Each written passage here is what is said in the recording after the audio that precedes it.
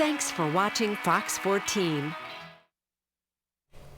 You're watching the KOAM Morning News on Fox 14. Right now at 7, Amber Jenkins shares with us the growing trend of dry January. Plus, Kansas court systems are back online after a cyber attack forced several government sites to shut down. And we've got ourselves a cold but clear start to the day. However, winter weather may be on its way. We'll have a look at your forecast, get you out the door coming up. The 4 states' most watched news starts now.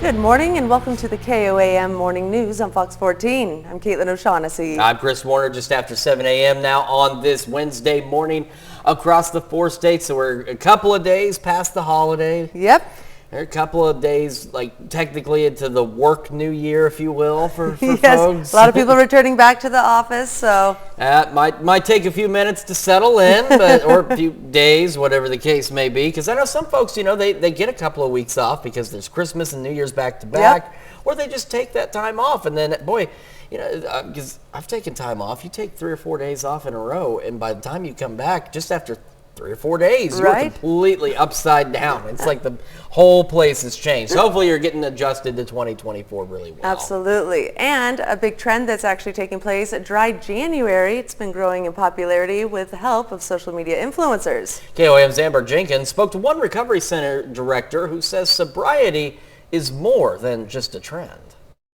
If you're on social media, you might have noticed the growing hashtag Dry January trend. Hashtag Dry January challenges participants to cut out alcohol for the entire month of January.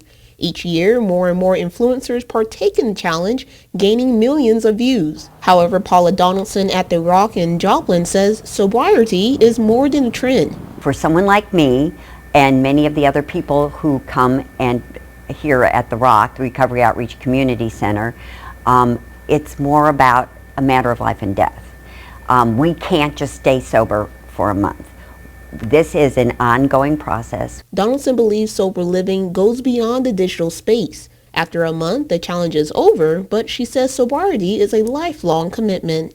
It would be really nice if I could put on that I'm a normal person hat, but that's not my story, but a lot of people would be influenced by their peers, and that is a slippery slope. Instead of swiping through hashtag Dry January, Donaldson recommends another kind of content. I think it's important. I mostly like the intervention kind where you see a regular, normal person, what they were like, what happened, and what they're like now. And I really feel like that is giving little bitty pieces of hope in those couple-minute increments. Reporting in Joplin, Amber Jenkins, KOAM News. The Recovery Outreach Community Center in Joplin offers classes, support groups, and certified peer specialists to support sober living. And that's the important thing is, you know, it's one thing to have that trend. There's always been all sorts of different trends. Some have been positive, some have been kind of bizarre, but there's others like this that you've got to take a little more seriously. Like there are those that really do struggle with addiction to alcohol, and it's a step-by-step process, not a cold turkey process. Exactly. I'm glad that there's resources available for those. Absolutely. We've got ourselves a cold but clear start to the day. This is our camera on top of the Cornell complex in downtown Joplin. We can see those clear skies as the sun begins to rise. Another great view of that sunrise from the MoDOT camera, I-44 and range line looking back toward the east. Clear roadways as well. Not a bad start out there, but again, it's cold. Got a few clouds starting to work into the north on the Skywatch Storm Tracker. Otherwise clear, and the bulk of the cloudy activity off to our south. However, we could see a few clouds here and there.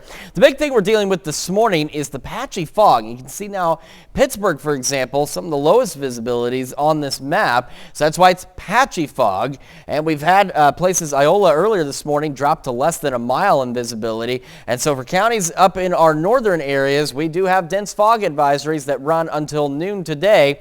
That fog could freeze, and between that and just the cold temperatures, make sure you give yourself a couple extra minutes to kind of scrape that windshield. It's 27 in Joplin. It is 26 in Pittsburgh. We are looking at highs today about average into the mid-40s with just a few clouds here and there. However, as we mentioned, wintry weather could potentially be on the way. We'll take another full look at your forecast here in a few more minutes. Caitlin? Thanks, Chris. Well, authorities have charged a trespassing suspect with assaulting an officer. The Knoll, Missouri Marshal's Office responded to a trespassing call in reference to this man, Adam Shoger of Chicago, Illinois. Authorities say Shoger then assaulted an officer who was trying to detain him. The officer used his taser on Shoger. The officer was evaluated at a local hospital and released. The Joplin Police Department kicks off its 59th Citizens Police Academy class. That's a free 14-week program for people in the area who want to learn more about the Joplin Police Department. It covers a wide variety of topics, including narcotics, investigations, vehicle stops, SWAT operations, and more. Participants get hands-on training conducted by experienced police officers. The academy will conclude on May 2nd with a closing ceremony and dinner. And the portal that allows anyone anywhere to search Kansas District Court cases over the internet is back online, but its information is temporarily out of date while courts work to input case information filed on paper. The portal is one of several information systems temporarily incapacitated by an October 12th cyber attack. Not only does the portal provide court information, it also allows court users to pay fines, fees, and costs online. And authorities in Arkansas say an off-duty police officer working as a security guard shot a suspected thief at a Little Rock Walmart on New Year's Eve. Police say the man pulled a knife and cut the officer when the officer tried to take him into custody. The officer pulled out his gun and ordered the man to stand down. According to police, when the man continued to advance towards the officer fired.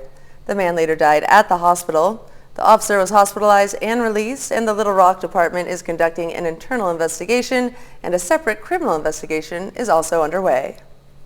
Up next, Frances Graves is with us later to talk about how you can write for grant money. And later, many U.S. women are stocking up on abortion pills.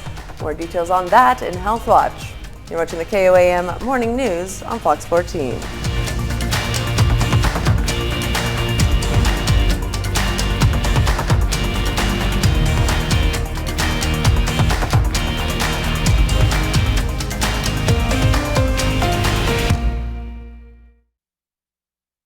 The area's Olympic athletes in Kansas.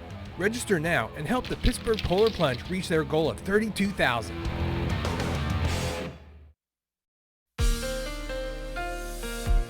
Welcome back to the KOAM Morning News, 7:09 now on this Wednesday morning. We were talking about the patchy fog across the area, and it's getting a little denser around Pittsburgh. It was pretty dense up north earlier, but still, you've got to watch out, slow down, give yourself time to get where you're going. We do have dense fog advisories in our northern counties that run until noon. Now, the Skywatch Storm Tracker clear of precip, showing a few clouds starting to roll in from the north and a few more off to our south. So we're going to have mostly clear to partly cloudy skies as we go through today. Now at Joplin, we've got mostly clear skies as the sun comes up, sitting at 27 right now with a calm breeze out there. Temperatures around the region are holding still in the low, mid, and even upper 20s. So pretty much we're in the 20s across the area. So it's cold, but it could be a lot worse. And probably about February is when those really cold temperatures will settle in. We've got partly cloudy skies to start the day. Temperatures warming nicely, though, into the upper 30s by late morning, ahead of highs right about where they should be as we go into the mid-40s out there with those mostly clear skies. We'll see a few more clouds start to gradually increase as we go through the late evening and into the overnight hours. Temperatures are cold but seasonable as we fall back into the upper 20s. Now, for the thing that we are watching, two things that we are watching. One is as we head into Friday morning, here comes a wintry mix. Now, temperatures on yesterday were expected to be a little warmer. Then by yesterday evening, the forecast highs came down a little bit, and this morning they've come down another couple of degrees.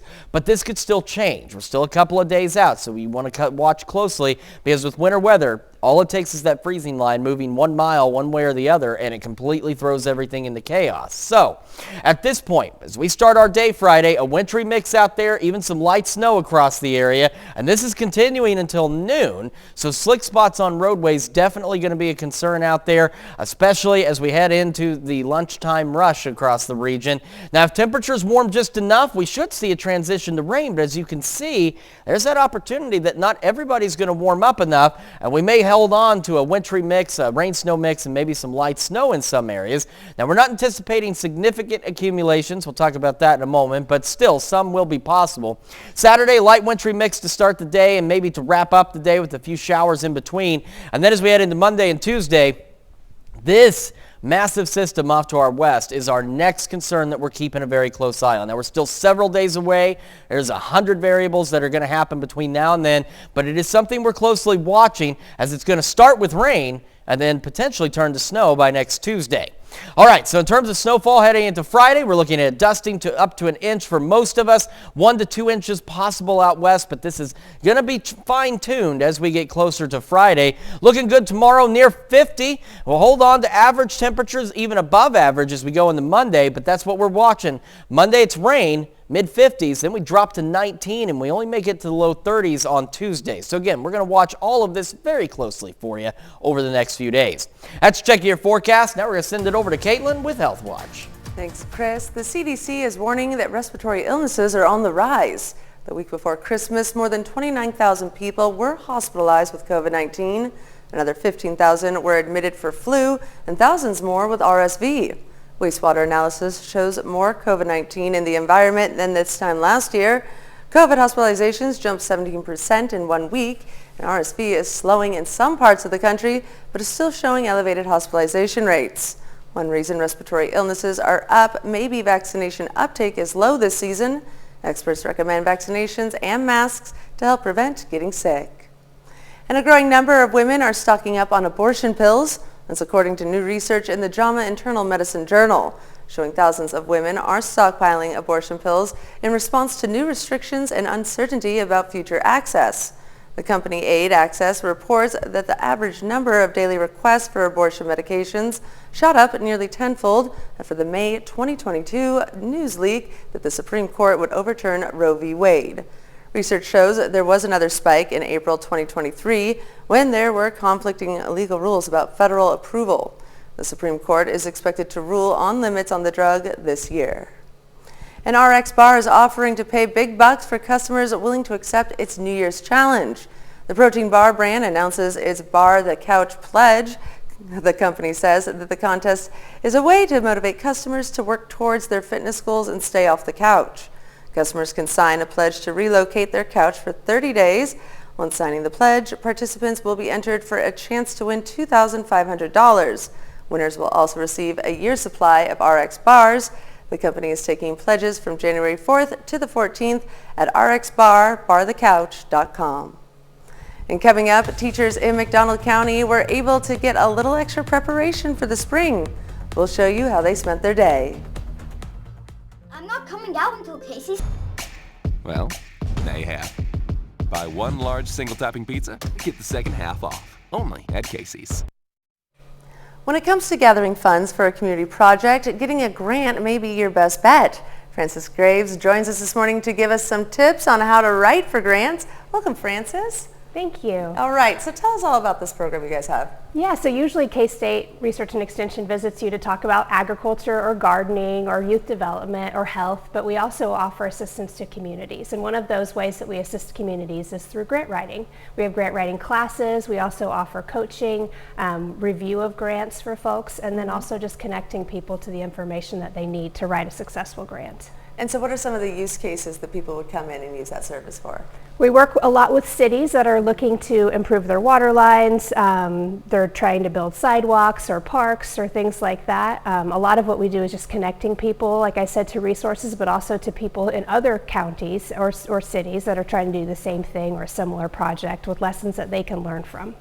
Very nice. And what are some of the common mistakes that people make in trying to get these grants? Well, we're always most concerned about what we need, but really when you're writing a grant, you want to make sure that you are looking at the source of funds and what are they trying to accomplish through donating those funds to you, perhaps. So your application really needs to show that you are trying to accomplish the funder's goal, and they also really like to see that you're bringing people together under the same idea. So not just one person's vision, but one person who has found other people that agree with them that are willing to work towards that solution they're trying to solve.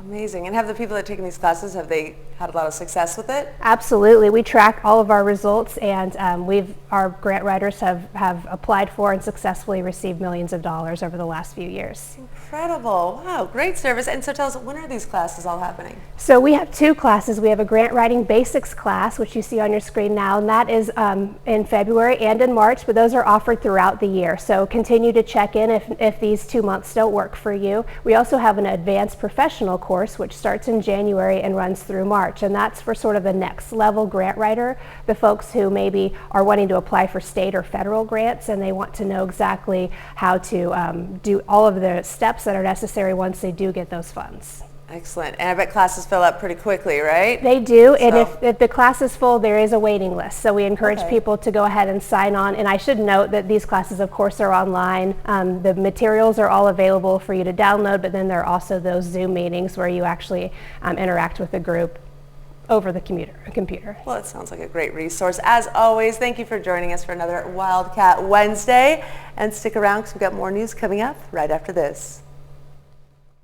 Pittsburgh and Southeast Kansas. Locally sponsored by Freeman Health System. Welcome back. Join with me in studio is Chucky Hessong, and today we're going to be making bacon cheeseburger pasta. Now tell us, what is this recipe all about? This one is sweet, not sweet literally, but sweet because it's all in one pot. Like you do not even have to boil noodles separately. Okay, I'm that's all very about nice. Something that has one pot, like all in one. One dish. That's my fave. Done. Yes. Yeah. All right. So how do we start it out? Well, I already cooked the bacon in this pan. Okay. So and then I get it out, set it aside. And Keeps the flavor. Yeah, you want the crispy, like the flavor from it, but go ahead and take out the bacon drippings, the grease. You don't want that. And then I have cooked the. Hopefully I turn on the right burner and don't try to burn the studio down here. Then I have cooked a pound of hamburger in here. Okay. Hopefully it kicks back in here. Then, okay, there are measurements on the website, but you know. Yes, and tell us the website again. LaughingRoosterEats.com. So I need about a tablespoon of ketchup. I really love this one because, like, legit, there's not even any cutting up of onions, but you still do like the whole thing. Oh, nice. And then about a teaspoon. Oh, this is making a mess, but teaspoon of Dijon mustard. Use what you have.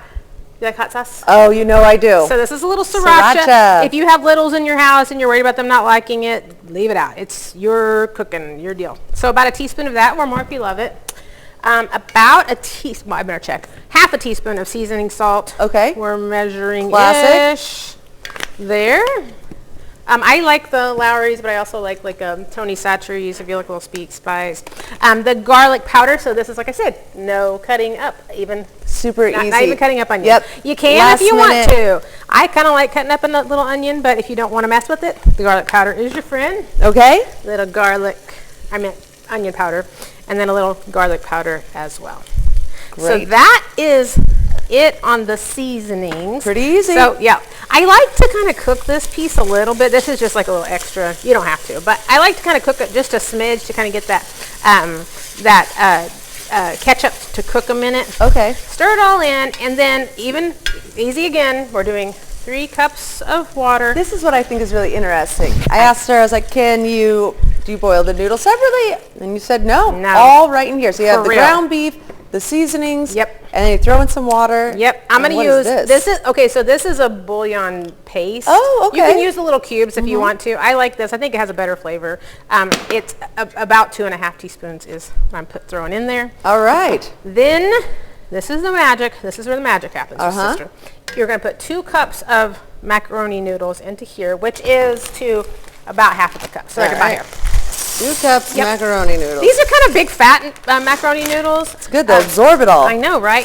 And then you put them in here, and then that's it. You're going to cook it until your noodles are done. You don't put a lid on it or boil over. Cook it until your noodles are done, and then when we get back, I'll show you how to finish it up. Pretty easy. All right, well, stick around. We got more coming up right after this. Hi, I'm Wade with Wade's RV. Behind the relative that could win you life-changing money. You got it right. We Are Family, all new tonight on Fox. You're watching the 4 states' most watched news. Welcome back to the KOAM Morning News on Fox 14. The time now is 7:28 a.m. I'm Caitlin O'Shaughnessy. Well, more people are moving out of Kansas and Oklahoma than the number moving in, and in Missouri and Arkansas, it's the reverse. The stats come from an annual survey by United Van Rhines. In Kansas, the percentage leaving was 10% more than the percentage moving to the state. That's the 8th highest net loss in the nation. In Oklahoma, the net loss was 4.6%. Missouri saw a net gain of 1.8%, and Arkansas had the 4th highest net gain in the U.S. The percentage moving to the Arkansas was 20.4% higher than the percentage leaving that state. And Missouri Governor Mike Parson issues a ban on Chinese-owned agricultural land near critically military facilities. The ban covers individuals and businesses from nations designed as foreign adversaries from buying agricultural land within a 10-mile radius of critical military facilities in Missouri.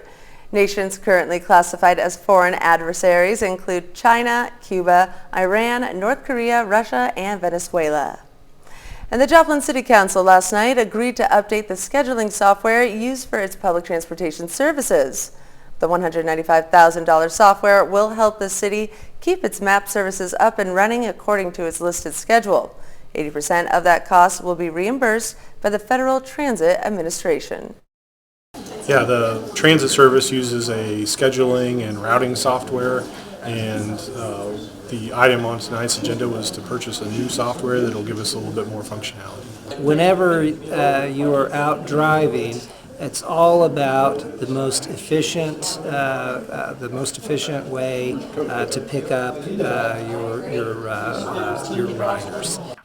The council also updated the city's rules for its parks and trails, changing the hours of operation from 7 a.m. to 11 p.m. to new hours of 6 a.m. to 10 p.m. And students in our area are set to return to school this week. Teachers in McDonald County got a little extra preparation yesterday just ahead of their students' return. The development initiative was focused on the latest teaching methods, curriculum updates, and strategies to support the need of their students. The training encouraged collaboration among teachers. They gave advice to each other and to improve the educational experience. Our teachers are excited. I think they would like to see it more. I would too. As a curriculum director, I think that's important. And hopefully we will get there. You know, we want to do things to support teachers and to give them the tools and the resources they need so that they can be successful in the classroom and confident in the classroom. McDonald County will have another development day for their teachers in February. And Freeman West in Joplin announces the first baby of the new year. Sophie Jong arrived at 12:42 p.m. on January 1st. She weighed a healthy 7 pounds and a half ounce. Sophie's mom, Christina, said she was in labor for more than 20 hours, so she didn't know her daughter was the first baby of the new year until the hospital staff told her. As the first baby of the new year, Sophie took home a stuffed elephant and octopus, plus lots of onesies and socks. And we've got a cold but clear start to the day out there. Skywatch Storm Tracker not really showing all that much. Got a few clouds moving into our northern counties, more clouds off to our south. So that's why we're going to be mostly clear to partly cloudy today. We are still dealing with patchy fog across the area, reduced visibilities around the region with more dense fog around Yates Center, Iola, Fort Scott, Nevada, Stockton. And up north, we do have dense fog advisories, and these run until noon today. And with the fog and the potential of it freezing, plus just the cold and the frost, make sure you give yourself a couple extra minutes to get that off of your car. 27 in Joplin, 24 in Pittsburgh. Plentiful frost, as you can see, but otherwise clear skies. Looking at highs today right around the mid-40s, so about average out there with mostly clear skies. We'll have another full look at your forecast here in just a few more minutes. Caitlin? And that's a look at our top news stories coming up this half hour on the KOAM Morning News. 2023 was a booming success for Joplin businesses. KOAM's Fernanda Silva shares some thoughts from downtown business owners. The area's favorite premier gaming destination is starting 2024. Eyes forward. Don't drive distracted. Welcome back. Now we have Jackie Hessong with us, and we are finishing up this bacon cheeseburger pasta. We've already have all the ingredients in here. It's boiling. We have our ground beef, our noodles. It's a nice little broth that we kind of created there with it. And what are the final steps now? So the magic of TV, of course, happens here at the Yes. Studio K. But we, so we're going to cook this until the noodles are done, and it will absorb all of that liquid. Okay. If you notice, you and I, we use the bigger macaroni for your finished one today. I use a little teeny tiny shell pasta. You can use any small pasta that you want. Yes. If you start to notice that it's drying out, just add you another splash of water. But this is something that you can kind of keep an eye on and adjust to be like you want it to be. Okay. So I also threw in some sour cream, and when it finishes, throw about a half of a cup of sour cream. Take it off the heat, do that so your sour cream doesn't get clotted. And then the last thing you're going to do is throw some shredded cheddar on it. Cheddar. So do whatever makes you happy there. Sprinkling. And I'll throw a little green onion on there to make it look pretty, like we have garnishes around our fancy houses. All right, I love that. And the bacon, are we using that, or is that literally just? Yeah, gosh, I'm glad you said that. I mean, come on, Gosh, girl, give me the Jackie, bacon. It's the bacon cheeseburger pasta. So yeah, you throw that on top of it so that it's actually bacon cheeseburger pasta. Okay, not just and look how cheeseburger beautiful pasta. this is. Yeah. It's lovely, truly. Kids love this kind of thing, but really adults like it too. Like it is, I know. it is like a good solid. And it's Super this good. time of year, sometimes budgets can be tight. It's a super inexpensive meal to make. And easy. Yes, 15 minutes and you can really have dinner on the table. Cheaper than eating out. Easier, healthier, happier than eating out. You could feed a whole family with this Feed too. your whole family. Yeah, it is one of those good ones with one little old pot. Well, the bacon cheeseburger pasta is definitely a hit. One more time, where can people go to see this recipe? LaughingRoosterEats.com. All right, thank you so much, Chucky. Always a pleasure. Make sure you check this great recipe out, and we'll be right back with more news after this.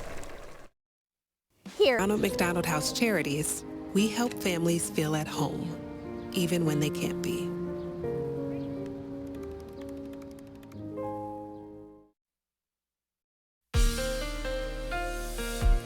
Welcome back to the KOAM Morning News, 7:38 now on this Wednesday morning. Taking a live look from our camera on the Cornell Complex downtown Joplin.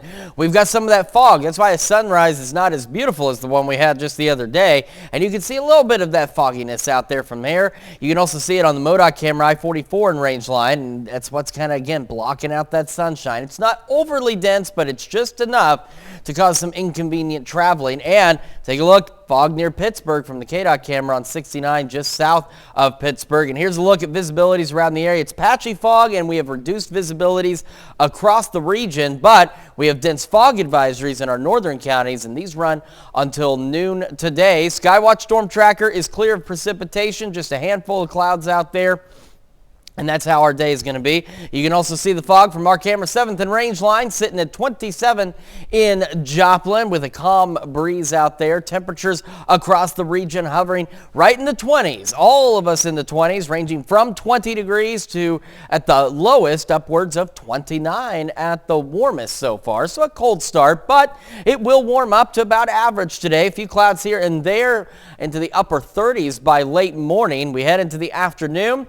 Highs mid-40s out there, mostly clear skies. We'll have clouds gradually increasing through the late evening and overnight hours, going partly cloudy with lows back into the upper 20s. And then we're keeping an eye on a couple of systems. The first one will arrive Friday morning.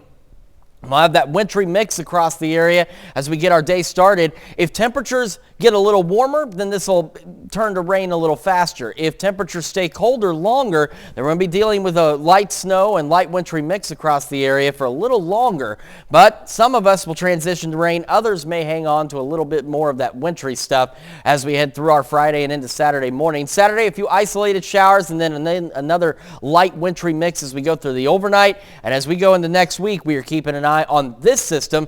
On Monday, it's going to bring us a fair amount of rain. Tuesday, it's going to bring some snow potential, and we're keeping a close eye on that. Now for Friday into Saturday, we're looking most of us dusting up to an inch. Our western counties could go upwards of 1 to 2 inches. That's going to be, of course, refined and fine-tuned, rather, as we go through the next couple of days here. So keep tuned right here to KOAM. We'll keep you updated on the wintry stuff. We're talking upper 40s for tomorrow, increasing clouds. Rain-snow mix Friday, a few showers, maybe a light snow shower here or there on Saturday. Near 50 Sunday, into the 50s Monday with the rain, but Here's the expectation at this point. We fall down into the teens for our overnight lows Monday, and we only make it into the low 30s by Tuesday, and that's when we could see that snow. That's too far out to say a lot about it right now, but you definitely want to keep your eye on next week. That's a quick check of your forecast. Now here's Caitlin with Consumer Watch. Thanks, Chris. Well, first Americans were cutting the cord. Now it appears more and more people are canceling their streaming services.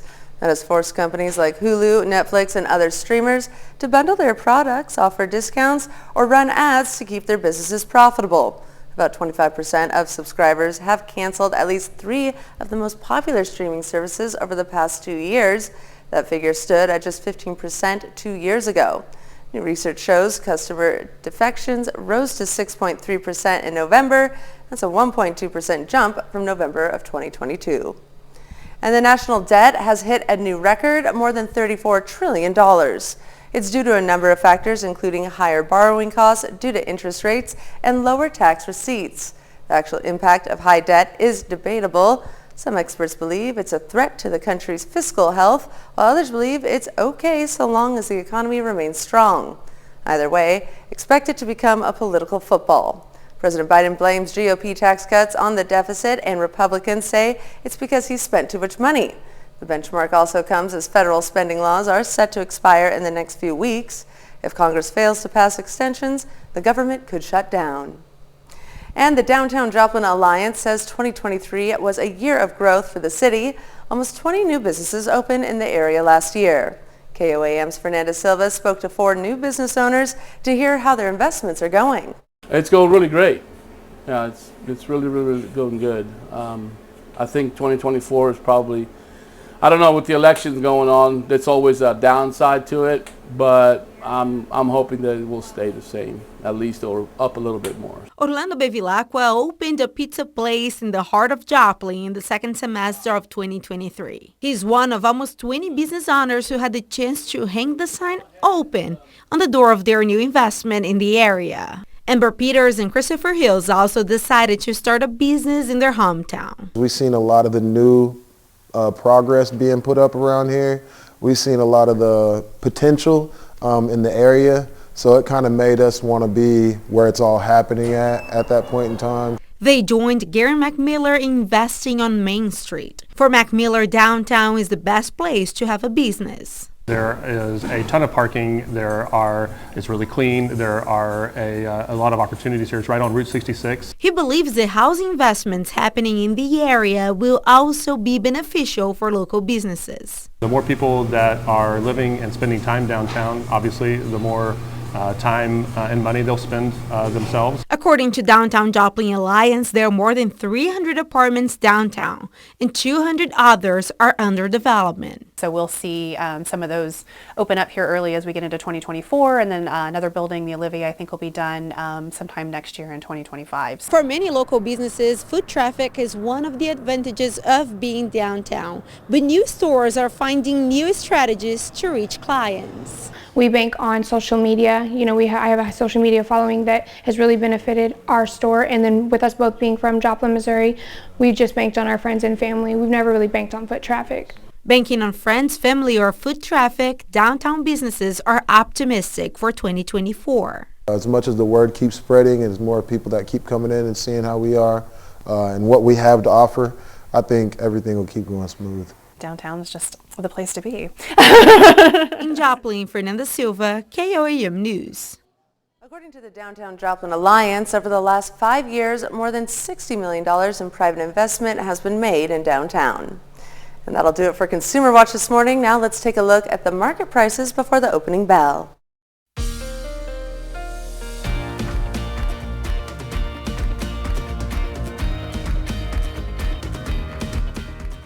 Heard the news? What is happening? Son of a Critch is now on Thursdays. New season. What's next? It's Amber Rose like you've never seen before. Next, Tamron Hall. Tamron Hall, this morning at 10, right here on Fox 14. Following in his father's footsteps to become Hong Kong's top fireworks master, pyrotechnics engineer Wilson Mao has designed and staged every major firework display in the city since 1997. Now Mao takes Christy Lou Stout into his studio and onto the fireworks barge to see how the centuries-old art form has evolved and what to for 2024. Happy New Year! In this city, New Year's Eve is a feast for the senses. It's where lasers and light shows illuminate a world-famous skyline. And this year, the Big Harbor fireworks are booming again. The mastermind? Fireworks engineer Wilson Mao. Well, we're going to see the biggest firework countdown ever in Hong Kong. For the first time since 2018, Hong Kong's traditional New Year's display is back.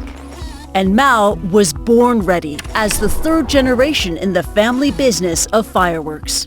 My memory goes back to the 1970s. I went to my hometown in China, and my hometown was very famous in fireworks, and is still very famous. My early memory in the fireworks was how to make firecrackers. I always liked to. Yeah, how to make firecrackers. You were making them when you were 7 years old? I was making them, yeah. Every home, every family make firecrackers. You were playing with fire when you were 7 years old? Oh, yeah. Family business. Since 1997, Mao has designed and staged major fireworks displays in Hong Kong for New Year, Lunar New Year, and National Day. In his Kowloon office, we see just a fraction of the hardware that goes into each show. We have motors, launch tubes, okay, we have racks, we have cables, modules, panels, we have sandbags. And the software that runs it. It all begins with the music. So once the music is done, my choreographer is going to put the music into a software. She will start a script using that software by plugging fireworks into the music. Line by line. It is a very tedious work. Mao's displays are massive. In October, his National Day show involved over 31,000 firing shells and lasted more than 23 minutes. More than 400,000 people came out to watch, according to authorities. Hong Kong last enjoyed a big countdown fireworks show in 2018, with later New Year's Eve displays canceled due to social unrest and the pandemic. This year's show spans 1,300 meters, involving 5 barges across the harbor. Preparing the barges takes 15 days, with Mao's team carefully placing the fireworks shells into the cylinders, ready to fire from a remote computer on New Year's. So fireworks and firework displays, what you do, has been around for so long, but how is it changing? How is it modernizing? The fireworks in the future will be integrated with drones. Drones can actually carry pyrotechnics, and it will feature another texture different from display shells. And it also carries an angle.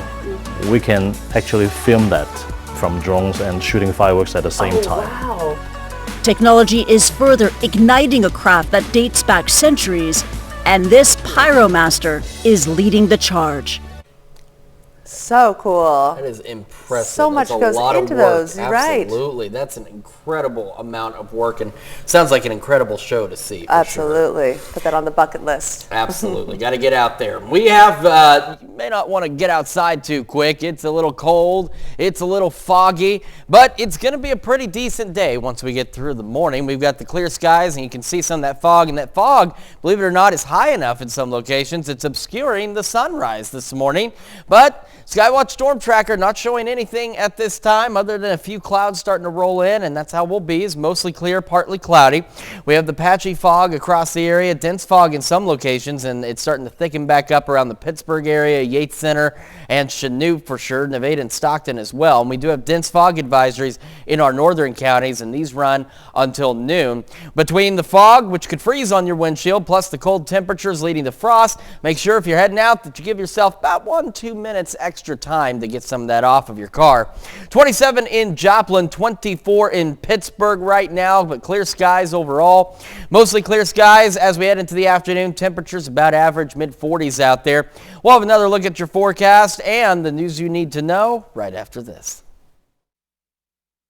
Kansas Crossing Casino is more than a gaming destination. The Purple Heart. We're proud to salute Clyde Taylor, a 4-state hero. Here's a check of today's top headlines, the news you need to know before you head out the door. Authorities have charged a trespassing suspect with assaulting an officer. The Knoll, Missouri Marshal's Office responded to a trespassing call in reference to this man, Adam Shoger of Chicago, Illinois. Authorities say Shoger then assaulted an officer who was trying to detain him. The officer used his taser on Shoger. The officer was evaluated at a local hospital and released. Authorities in Arkansas say an off-duty police officer working as a security guard shot a suspected thief at a Little Rock Walmart on New Year's Eve. Police say the man pulled a knife and cut the officer, and the officer tried to take him into custody. The officer pulled out his gun and ordered the man to stand down. According to police, when the man continued to advance toward the officer fired. The man later died at the hospital, and the officer was hospitalized and released. The Little Rock Department is conducting an internal investigation, and a separate criminal investigation is also underway. The Joplin City Council last night agreed to update the scheduling software used for its public transportation services. The $195,000 software will help the city keep its maps services up and running according to its listed schedule. 80% of that cost will be reimbursed by the Federal Transit Administration. The council also updated the city's rules for its parks and trails, changing the hours of operation from 7 a.m. to 11 p.m. to new hours of 6 a.m. to 10 p.m.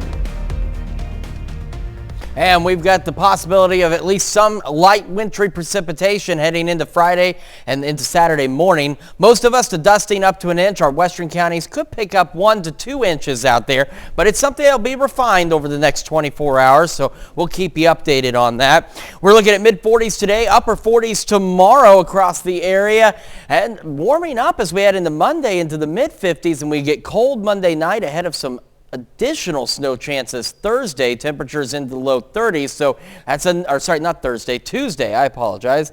But that's still another system that we're going to have to watch very closely over the next several days. And the last boat to finish the Sydney to Hobart yacht race crossed the finish line on Wednesday carrying one of the most treasured crew members of the iconic race, Ollie the Cat. The dock was lined with well-wishers cheering on the oldest boat in the race, the Sylph 4 or 6, as it came into Constitution Dock with Ollie carried up on deck to greet his adoring fans, some with signs and others with gifts for the experienced feline sailor. Ollie and his owner, Bob Williams, who was brought to tears by the attention, have sailed around the country for the past 5 years, with Williams describing Ollie as my friend and mate. The two even made a trip across the Tasman Sea to New Zealand together. The duo, along with their co-skipper Chris Warren and another sailor, had departed Sydney for Hobart on board the Sylph 6 on December 26th. It's an absolutely incredible story. A lot of love for that cat. Absolutely. Well, thank you all so much for letting us put the good in your morning. We'll see you back here for more news and weather today at noon.